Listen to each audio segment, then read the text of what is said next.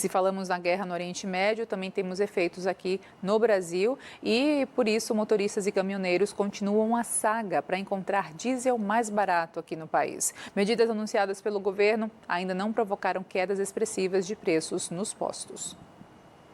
Encontrar o diesel mais barato virou uma missão para quem trabalha com frete. Tem postos que cobram até um preço acima a mais, mas redução do preço, do valor? Não tem redução. Mas tem alguns postos, como não existe nem tabela para posto. Desde o mês passado, o governo federal vem implementando uma série de medidas para tentar frear o aumento do diesel. Juntas, elas poderiam representar um alívio de quase R$ 2 no preço do litro do óleo antes de chegar aos postos. Aqui no Rio, a mudança ainda é tímida nas bombas. Deu uma reduzida, mas tem postos que a gente chega assim que tem 10 centavos de diferença, 11 centavos. Num tempo assim de uma semana e meia, a gente sente essa diferença, mas ainda está tendo. Em março foi zerada a alíquota de PIS e COFINS para baixar o preço do diesel em 32 centavos. E foi lançado um subsídio de mais 32 centavos para produtores e importadores que vendessem o combustível abaixo de valor da tabela da Agência Nacional do Petróleo. Em abril passou a valer um novo estímulo de 80 centavos por litro de diesel produzido no país e de R$ 1,20 para o óleo importado. Em São Paulo, motoristas dizem que ainda não sentiram os impactos. Não recuou.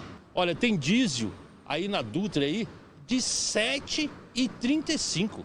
Um levantamento da ANP mostrou que os preços do diesel permaneceram estáveis na semana passada. É importante ficar claro para todo mundo que essas medidas não foram tomadas para reduzir preços de combustíveis, é para conter uma alta. Bom, lembramos aqui que o governo anunciou essas medidas para tentar conter o aumento dos combustíveis e também do gás de cozinha, consequentemente limitando o efeito dos preços na inflação do país. Sobre esse e outros assuntos, converso agora com o economista Fernando Agra. Fernando, seja muito bem-vindo, tudo bem? Tudo bem, Lene, boa noite. Espero que você esteja bem, toda a sua equipe também. E é sempre um prazer estar por aqui. Boa noite a quem nos acompanha. Boa noite também, sempre um prazer falar contigo igualmente. Agra, como é que a gente está observando todo o movimento que o governo trouxe, inicialmente de subsídios, linhas de crédito, mas ainda assim com esse espaço-tempo, né, para chegar no consumidor final, para chegar seja nas bombas ou seja até no impacto aí direto, indireto, com relação não só ao diesel, mas ao gás de cozinha, o querosene. Até quando o brasileiro, o caminhoneiro, aguenta, né, esperar esse espaço e esse efeito dessa medida paliativa do governo? A gente analisa, Lene, essas medidas de uma maneira dual, né? De um ponto de vista, o governo, como você falou de uma maneira muito bem, paliativamente tentando mitigar os efeitos nocivos do aumento do preço do barril do petróleo e dos derivados. E a gente pega especificamente o diesel, né? Porque, salvo engano, 80% do transporte que a gente tem é movido por caminhão, que é movido a diesel. No primeiro momento, são os chamados efeitos primários, já bateram nos postos. Diesel, gasolina e também no etanol, porque é um concorrente da gasolina. Secundariamente, a gente já vai começar a bater no preço das mercadorias. Então, a gente analisa de uma maneira dual no seguinte sentido, né? Tentando mitigar, tentando amenizar, amortecer esses efeitos para que os caminhoneiros, né, eles suportem o máximo possível, mas isso vai depender muito da volatilidade e da alta do preço do petróleo, que nessa última semana, nesses últimos dias, deu uma acomodada na casa de US$ 100, que é muito alto, né? Basta lembrar para o assinante que no início, né, no pré-guerra, não chegava a US$ 70 o preço do barril de petróleo, chegou a ultrapassar 100, e a gente não sabe até quando isso vai acontecer. A gente torce para que esteja caminhando para uma negociação, para que a situação se encerre. Ainda se encerrando, nós não teremos uma redução do nível do barril de petróleo pré-guerra tão rápido. E como eu falei dual, porque tudo isso que o governo tem feito, não só no diesel, né, eu anotei aqui uma série de medidas do governo, isso quem vai pagar é a sociedade, porque quem vai custear isso é tributos. E nós já temos sérios problemas fiscais pré-guerra. Então, nós temos uma situação bastante dual e torcendo aí para que o caminhoneiro ainda consiga ter o fôlego aí nos próximos dias e semanas e que essa guerra se acabe. Uhum. Agora, Agra, falando sobre a pressão também no setor de alimentos, muitos especialistas já consideram que toda essa situação complicada no Estreito de Hormuz vai acabar trazendo realmente um impacto muito forte nessa questão dos alimentos. Aqui no Brasil, a gente já teve um IPCA 15 que revelou essa alta, foi 0,44%, se eu não me engano, agora no mês de março. E quem vai no mercado não tem como negar isso, né? É perceptível, a gente sente no bolso, a gente sente ali nos preços, nas gôndolas. Como é que fica esse ponto, hein? Porque se já estávamos sentindo, na verdade, essa questão inflacionária dos alimentos, agora com essa guerra que, como você falou, a gente não sabe até quando vai, pode pressionar ainda mais esses indicadores, essa questão da inflação. Qual é a sua análise a respeito disso e como o brasileiro tende a se organizar, enfim, frente a esse desafio também de acomodar as contas no que é básico, que é o alimento? Você falou muito bem, o IPCA 15 de março veio 0,44% e o IPCA de março veio o dobro, 0,88%, puxado basicamente por combustíveis e por alimentos. Alimentos in natura ainda tem um componente sazonal, mas a gente já leva em conta também o efeito do custo do frete. E isso bate no supermercado, bate na gôndola, bate no bolso do consumidor. Se a gente já vinha com alguns problemas inflacionários dos alimentos, sobretudo no início do ano passado, deu uma acomodada no segundo semestre, mas voltou a ter um repique no início do ano, antes da guerra, o brasileiro se vê numa situação muito difícil, porque é o mais importante que tem, que é a nossa sobrevivência. A gente pode economizar o máximo que for, deixar de pagar, às vezes, alguma conta, algo que não aconselho, que não é bom, mas a gente não pode deixar de comer. E o impacto muito mais nocivo, Lene, é nas classes mais pobres. Como a gente chama na literatura econômica, são classes que possuem uma maior propensão a consumir da renda disponível. Traduzindo isso aqui para o assinante, significa que quanto mais pobre, gasta maior parte do seu consumo, né, da sua renda disponível, perdão, com alimentos. Então, o impacto nos alimentos vai prejudicar todo mundo, toda a sociedade, mas, sobretudo, países mais pobres e classes mais pobres. O que a gente aconselha? A continuar fazendo pesquisas, a aproveitar alguns dias de semanas que tem promoções, a fazer sem correria alguns estoques daqueles produtos, grãos, material de limpeza, entre outros, que tem um prazo de validade maior e estão no preços bons, sem pânicos, e procurar sempre combater todo tipo de desperdício, e ainda mais numa situação como essa que a gente vive, literalmente uma guerra. É uma pena que a decisão intempestiva do Donald Trump está custando vidas e derretendo a economia e prejudicando o bolso de todos nós e, sobretudo, dos mais pobres. Uhum. Eu vejo aqui dados da FAO, né, a Organização das Nações Unidas para a Agricultura e Alimentação, mostrando que entre 20% a 45% das exportações de insumos usados na agricultura também passam pelo Estreito de Hormuz. E aí isso a gente olha para o fertilizante, por exemplo, que já vinha sofrendo esse déficit e acesso também limitado desde a guerra no leste europeu. Então, se soma também a essa problemática agora do Oriente Médio. Queria entrar nessa esfera contigo, porque a economia é muito movida pelo agro aqui no Brasil, a gente sabe disso, mas agro esse que também pode ser impactado, principalmente quando faltam insumos para enfim, existir, né? Continuar existindo nesse sentido de produção alimentícia também no campo, com os fertilizantes ou outros itens que são essenciais para essa produção também. Olhando para o campo agora, para o agro, nesse sentido de efeitos de guerra aqui no cenário doméstico, Agra.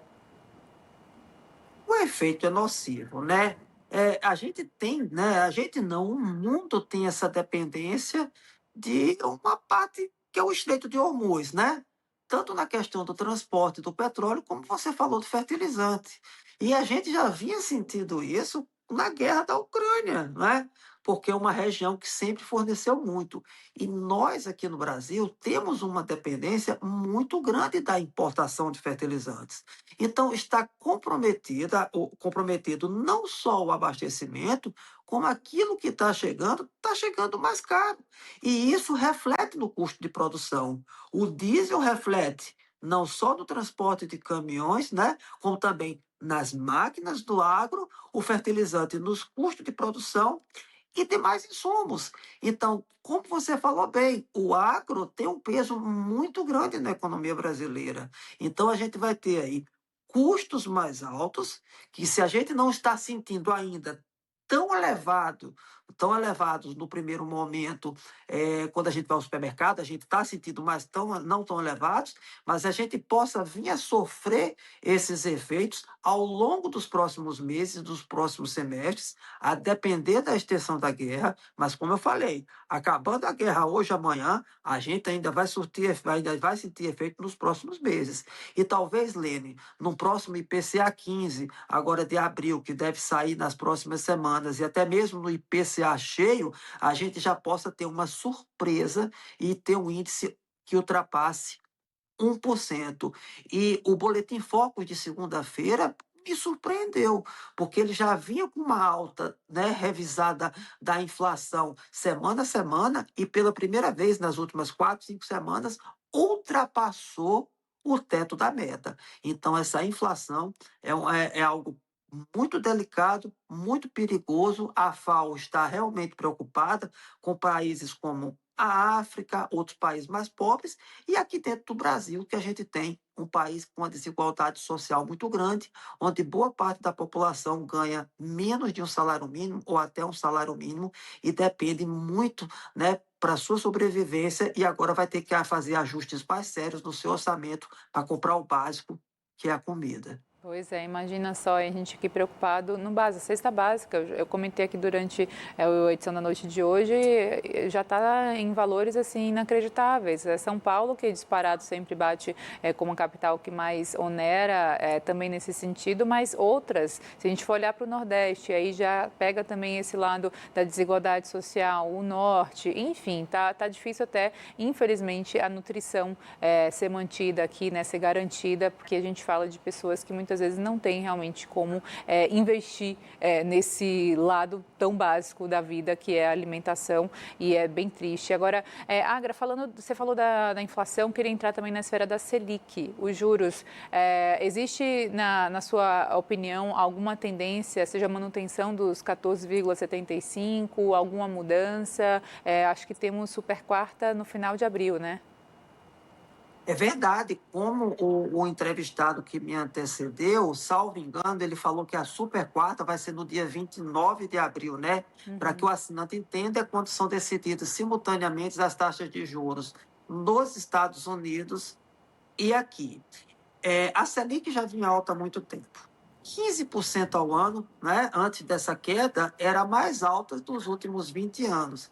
E isso, independente da guerra, já sufoca a economia. Né? A gente tem uma Selic alta, um spread bancário, que são os demais juros da economia mais altos, e isso já tinha uma campanha contra esses juros altos. Vem a guerra e há uma queda de apenas 0,25 ponto percentual. A gente não sabe se essa queda modesta já estava programada ou se era maior. O que acontece? O que acontece nas expectativas? É que, infelizmente, pode ser que o Banco Central venha reduzir o ritmo de cortes ou até cessar. Aumentar, eu acho pouco provável. Há poucas semanas, no boletim Focus, havia uma expectativa da Selic terminar em 12%. Segunda-feira, já espera que ela termine um ano em 12,5%. Ainda assim, um patamar muito alto, acima de 2 dígitos. O que eu acredito que a maioria dos especialistas espera para as próximas reuniões? É um olhar mais de perto do Banco Central de como vai se comportar a guerra e a sua influência no índice de preço para que ela possa tomar a decisão. Infelizmente, Helene, se a inflação, como a gente já falou aqui, ó, 0,44% IPCA 15, 0,88 IPCA. E interessante que IPCA 15 e IPCA não distorcem muito, mas como o 15 não pegou os 15 primeiros dias da guerra, né, pegou fevereiro, o segundo já veio cheio, né, já veio 0,88. Então, como a gente, infelizmente, né, há uma expectativa de uma inflação mais alta, infelizmente, há uma expectativa de uma redução no ritmo do corte da Selic nos próximos meses.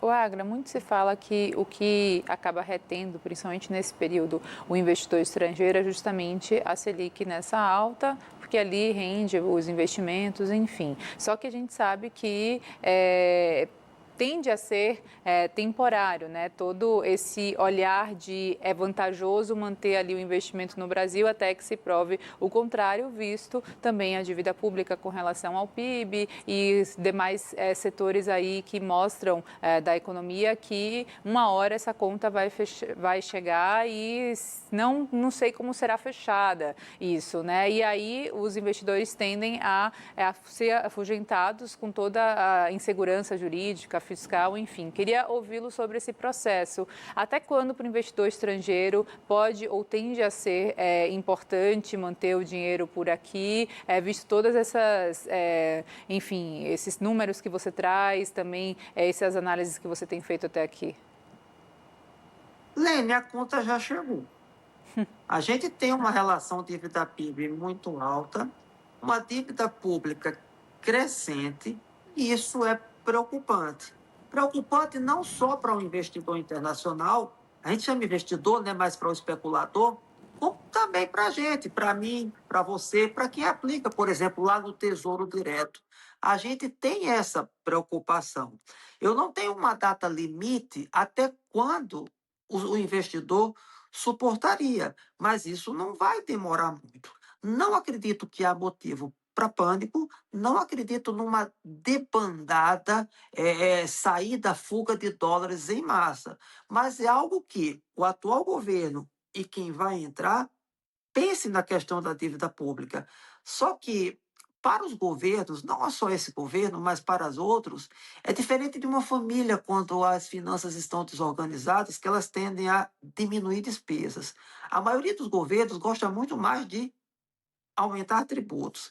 Então, infelizmente, uma Selic muito alta, além de todos esses efeitos nocivos que nós já falamos aqui, ela tem um efeito perverso no aumento da dívida pública, né? Ela traz dólares, o dólar está baixo, mas são dólares especulativos, diferente daqueles dólares que vêm investir numa empresa de uma maneira sólida e ficar aqui. Então, eu não sei precisar até quando, só sei que precisar, que é preocupante. Que é preocupante, não há motivo para pânico, para debandada, mas que o atual governo, que já está em final de mandato, e o próximo governo, não sei se ele vai ser reeleito, né? Se for reeleito, vai ter que ter mais atenção. Ou outro presidente que seja eleito vai ter que despender uma atenção maior com a dívida pública. Procurar não só focar, nenhum deles, em aumento de tributos, mas também em redução de gastos, sobretudo gastos ineficientes, fiscalização com combate à corrupção, enfim, para colocar a casa em ordem do ponto de vista fiscal. Fernando Agra, muito obrigada pela participação nessa noite aqui comigo. Ótima noite para você, bom descanso e até a próxima da Band News TV. Boa noite, Lene, boa noite a toda a sua equipe, a quem nos acompanha e até a próxima. Obrigada, Agra, até mais.